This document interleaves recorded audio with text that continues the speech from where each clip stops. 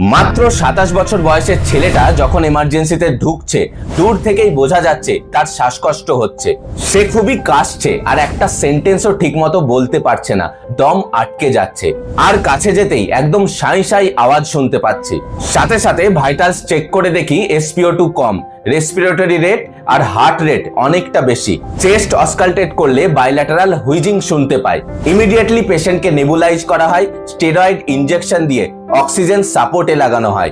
সমস্যা ঠিক করার জন্য আরো একবার নেবুলাইজেশনের প্রয়োজনও হয়। মাত্র কয়েক ঘন্টার মধ্যেই পেশেন্টের কন্ডিশন ইমপ্রুভ হয়ে যায়। ওই ব্যক্তি আগে থেকেই অ্যাজমার সমস্যায় ভুগছিলেন আর কয়েকদিন আগেই বৃষ্টিতে ভিজে ওর প্রচন্ড ঠান্ডা লেগেছিল। আর কয়েকদিন ধরেই ও ইনহেলারটাও ঠিক মতো নিচ্ছিল না, যার ফলে ওর শ্বাসনালীগুলো সংকুচিত হয়ে পড়ে, এয়ারওয়ে ইনফ্লামেশন হয় আর মিউকাস প্লাগিং হয়ে এইরকম অ্যাকিউট অ্যাজমা অ্যাটাকের সৃষ্টি হয়। তাই অবশ্যই যাদের অ্যাজমার সমস্যা আছে তাদের ঠান্ডা লাগলে সেটাকে দ্রুত সারিয়ে নেবেন আর ইনহেলারটা অবশ্যই নিয়ম মতো ব্যবহার করবেন। তাহলে অবশ্যই এইরকম মারাত্মক কষ্টদায়ক মুহূর্ত এড়ানো যেতে পারে।